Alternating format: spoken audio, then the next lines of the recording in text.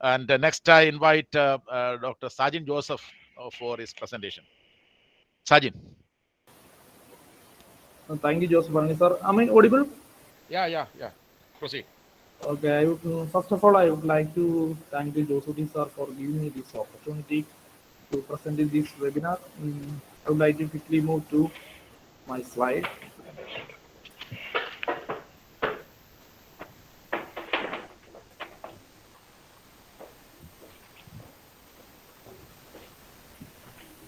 Yes. It's coming.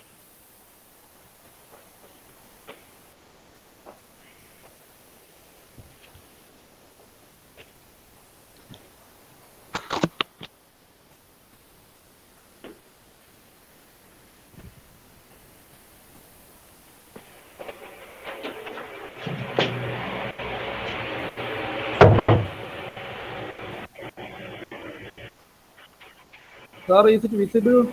Slide. Yeah. It's there. Yeah. Please proceed. So my title of the presentation is a bit different from what I have given in the schedule. So I would like to present in this title, the China in the Indo-Pacific reordering the order. Yeah. So in this paper, I would like to discuss how China's geostrategic use of economic power and the limits of the Quad cooperation are aiding China to reorder the Indo-Pacific. So this is the main argument of this paper, how China is using economic power to reorder the Indo-Pacific, and how the limits of the Quad cooperation to to come up with a new strategy to counter this geoeconomic power. How both of these will aid China to reorder the Indo-Pacific. So I am looking at from four parts. So this paper is divided into four parts. First, China's rise, how China is upsetting or how China's rise disturbed the Indo-Pacific order dominated by US. Second part, look at reordering Indo-Pacific, how China is reordering the Indo-Pacific with the Chinese geoeconomics, how economic power is employed to buy influence for China, or how economic power is used to create geopolitical advantages for China. And the third part will look at Quad's counter to restore the order.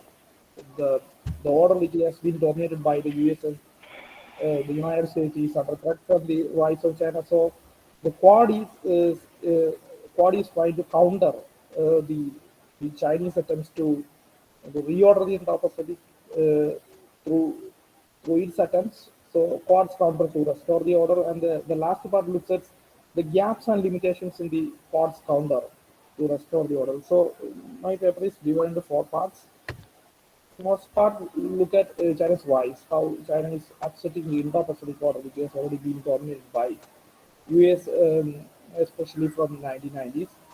So power transition theory, some of the insights from power transition theory can be useful to look at how China's rise upsetting the Indo-Pacific order. So China's rise is a challenge to US status as a hegemonic power.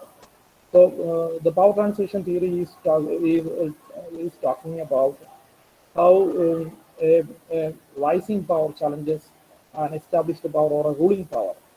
So, so in the Indo-Pacific, we have been seeing how China's rise is challenging the US status as a hegemonic power. So as a result, it also disturbed the existing order in the Indo-Pacific, which was built around the US symbiosis of US military and economic power. So we have been seeing the Chinese growing economic dominance in the region.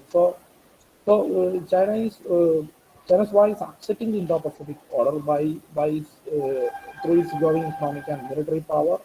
And China's economic dominance in the region can be seen from three aspects.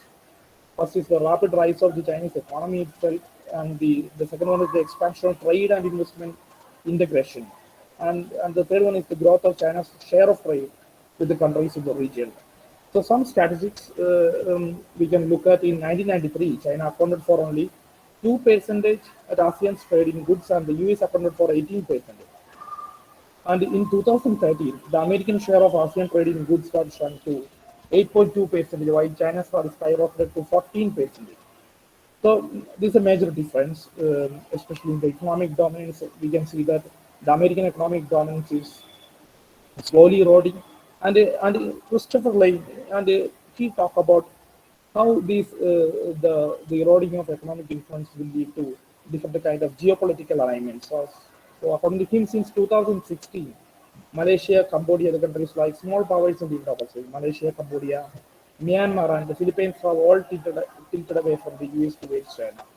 So there is an ongoing geopolitical alignment is also happening in the Indo-Pacific. So the challenge to the US economic leadership, how China's economic rise challenging the US economic leadership, and China also establishing its own institutions, Asian infrastructure investment bank, and new economic initiatives like the Belt and Road Initiative. So how China is building an institutional order to challenge the US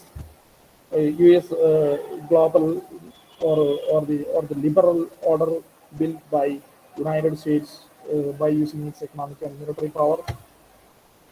So there is also a growing defense spending, and it jumped from $23.4 in 19 billion dollar in 1991 to 228 to 23 billion in 2017. So China's defense spending is skyrocketing, and in 2019, China spent 261 billion, and China is the second largest spender. And by 2018, we can see a different China, and by abandoning its peaceful rise slogan, and China became more assertive, especially in its territory claims. We can see the East China Sea and South China Sea, and China is using its military advantage. China is using its military advantage to reach favorable solutions for its claims. So China is using military power. In 2016, China outright refused to respect the ruling by the Permanent Court of Arbitration on which cancelled the 9-line of China. So and also China is trying to reach parity with the using the regional military balance in the Indo-Pacific waters, and China is trying to build its power projection capabilities and sees proposal of a world-class force, creating a world-class force for China. And it is called for China to become a true maritime power. And then we can see the Mahanian turn in Chinese naval outlook. And China is building blue water navy and expanding economic and diplomatic interests in Africa, the Middle East, and Southeast Asia. And China is also building a collection of strategy bonds through Maritime Silk Road, then first overseas base in the East African country of Djibouti. So all these shows that the growing economic and military power of the China shows that all these have made a chasm, or all these have made a schism in the already existing order created by the United States. So China's growing economic and military power disturbed the existing order in the Pacific, built around the US military and economic power. So the next part looks at how China is reordering Indo-Pacific with the Chinese geoeconomics, how the economic power is employed to reorder this region, and most important aim of the China in this respect is fostering greater economic dependence on China and promoting regional economic integration.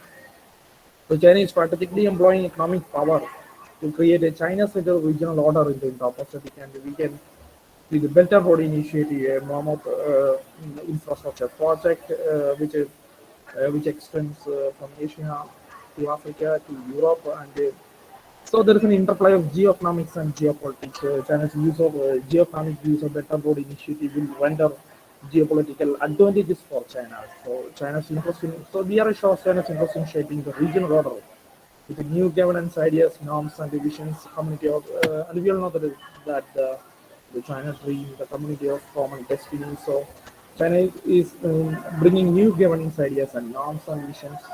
And there is Belt and Road Initiative, which is a mammoth infrastructure project, aims to create a network of ports, road, and rail lines between China with Africa and Europe. It also includes investments in the construction, transport, aviation, telecommunications, and energy sector, and very important connectivity projects are East Coast railing, the 60 million China-Pakistan economic corridor, China-Mongolia, Russia economic corridor, New Eurasian land bridges. So all these are very important parts of the China's Belt and Road Initiative. So so there was a report, Asian Development Bank report. We all know that there is an 8 trillion funding gap for infrastructure in Asia. So China is trying to tap into this opportunity So the Asian Infrastructure Investment Bank established by China and with an asset of $100 billion, and the Silk Road Fund, $58 billion, are designed to fund many of BRI infrastructure projects. So these, these we can see in the light of how China is using its economic power to buy influence in the Indo-Pacific. And there is also regional comprehensive economic partnership. It is a quasi bloc led by China. Uh, so mainly used to establishing a Sino-centric pattern of trade and investment in the region. So China is using its economic power to create a Sino-centric pattern of trade as well as a Sino-centric order in the Indo-Pacific, which has not been dominated by the United States. So what are the advantages for China by using this economic power? We can see it as a wedge strategy. How China is using it as this economic power is using it as a wedge strategy to oppose the or to oppose the countering coalition of China. So how China is making divisions or opposing a coalition led by US and its allies. So China is using it as a wedge strategy to make divisions or penetrate into its opposition allies or opposition members. And there is also we can see the underbalancing in the Indo-Pacific. There are also powers like India, Australia, all these powers, or Japan, all these powers are balancing China's wise. Or there is also we can see underbalancing from small powers in the Indo-Pacific like Nepal, Sri Lanka, other Southeast Asian powers. So there is also a kind of underbalancing is also going on, and Belt and Road Initiative will also help China to displace threat perception about China, displace threat perception. So how China is breaking threat perception, it will create dilemmas in small powers in the Indo-Pacific, how to deal with China, whether it want to balance or Sajin, you have 2 more minutes. 2 more okay, minutes. okay, I will conclude soon. Okay. So displace threat perception and Finlandization, how small powers in the Indo-Pacific will refrain from balancing China. So these are advantages for China from strategically employing economic power. So the next part looks at what's counter to restore the order. The U.S. national security strategy of 2017 has led to increase quadrilateral cooperation with Japan, Australia, and India. And in November 2017, we have been seeing the revival of the Quad, and it examines the ways to achieve common goals and address common challenges in the region. And then we can see the vision of a free and open Indo-Pacific. And then the Quad look at some of the problems, and it focused on counterterrorism, cybersecurity, development finance, maritime security, humanitarian assistance, and disaster response. So these are some of the Quad's initiatives to counter to counter or to restore the order, and we can see some of the gaps and limitations in the Quad's response to China's use of economic power, and the Quad's economic response is very weak, and lack of critical infrastructure funding scheme as an alternative to BRI, and we can see that. And there are also bilateral and single country initiatives from the members of the Quad. For India is moving with the Swagger, and India is cooperating with Japan also. Asia Africa Growth Corridor, and the US is coming with the build act. So there are bilateral or single country initiatives, not a multilateral initiatives, and land sea equilibrium infrastructure investment that is also lacking. And China's BRI is is mixing land sea equilibrium in its infrastructure projects, investments, and the Quad consists many items on agenda like cyber security, and they also decided, and the Quad also decided to cooperate on climate change, the vaccine diplomacy.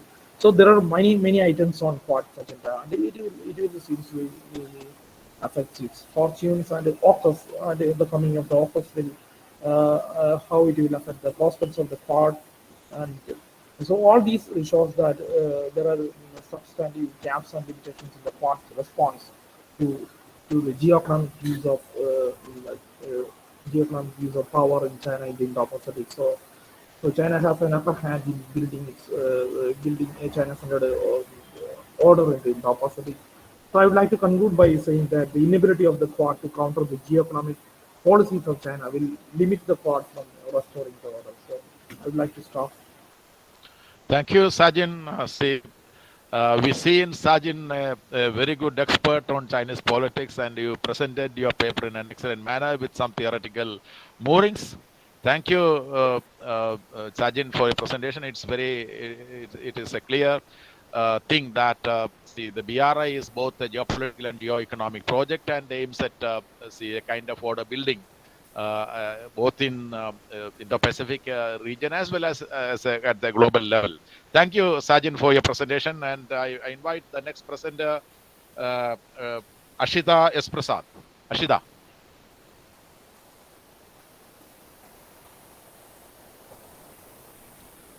I think Ashita is there.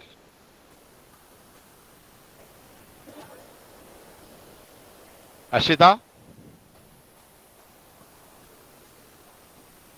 Organizers, can you hear me? Is there any Ashita? Ashika is there. Ashika is there. Ashita, please.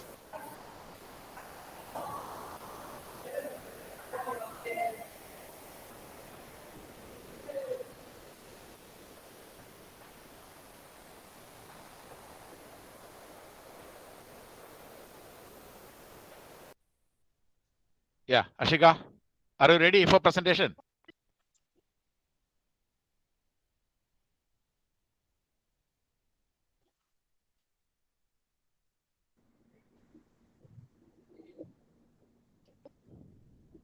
Ashika, are you ready? Please wait for a few seconds. I think she has some link connectivity issues. She would be joining first. Yeah.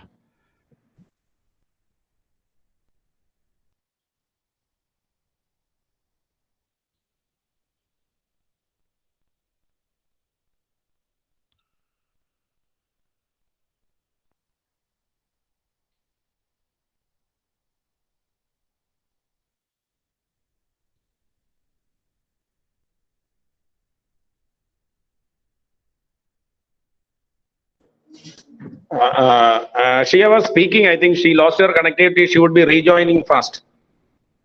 Oh my God.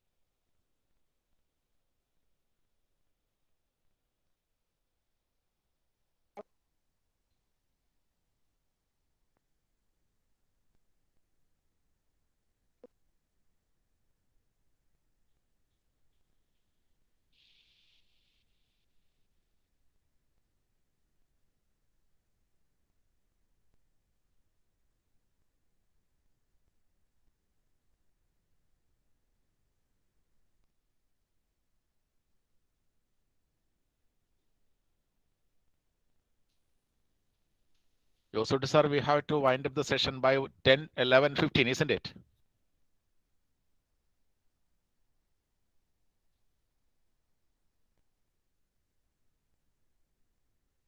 Josukutty sir, can you hear me?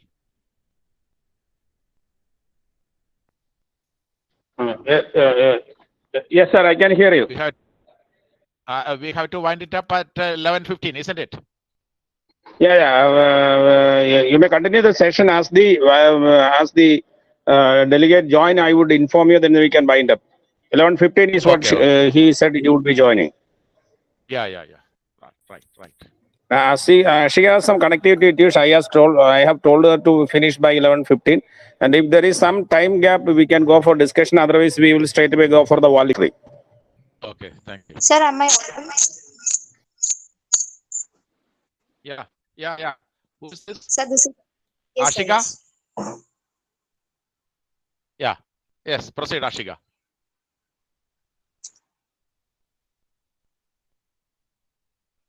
Ashika, you have to stop the presentation by 11:15, so you will get only 8 minutes.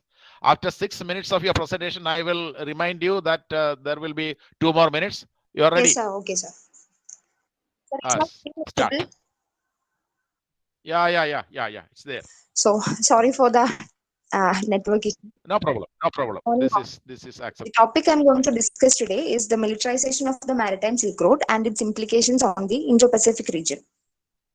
So the speakers have already covered the details about the Belt and Road Initiative of China. And now I'll give a very brief introduction about the maritime component of the Belt and Road Initiative, which is the 21st Century Maritime Silk Road Initiative. It is also known as the String of Pearls. So this initiative actually aims to fulfill China's trade and energy requirements as China hugely depends upon oil and energy supplies from Russia, Middle East, Africa, etc. And as a part of this project, as you can see in the map, China has financed around 35 ports and other similar infrastructure facilities in and around the Indo-Pacific region. Now, what makes Indo-Pacific significant for China? China needs Indo-Pacific in order to protect its economic interests. And if we analyze, around 90% of China's total international trade passes through this Indian Ocean region. And also the presence of several sea lines of communication, which are also the significant maritime choke points, which is used for trade, is important for China. And what is crucial about this sea lines of communications is that whoever controls these strategic points, they'll get unhindered access to the major international sea routes. So this is crucial for China's political, economic, and military ambitions. And the Chinese officials have always been vigilant to keep this project to a low key, claiming that this project only has purely economic interest. But then the opaque nature of this project has created doubts among the other stakeholders in the region that this project is being used by China as a grand strategy to dominate the world. And despite several of the efforts by China to claim that this initiative has only economic interest, several activities of China shows that China has a dual-use intention, dual-use port facility it is building in the Indian Ocean region. So I can point out some of the major points that reaffirms this military intention of China. First one is the Chinese policies.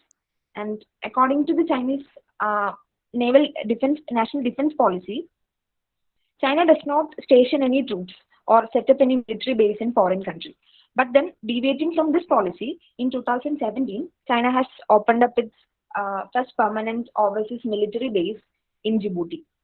Also, according to the 2015 Naval Strategy Doctrine of China, the Chinese Navy, PLA Navy, can expand beyond Chinese territory in order to protect its sea lines of communications and engaging in security missions. Another point is the commercial viability of the port infrastructure China is building. For instance, the Gwadar port in Pakistan, it actually failed to produce the intended profit due to some issues like high inland shipping cost, then insufficient import volume in the port, etc.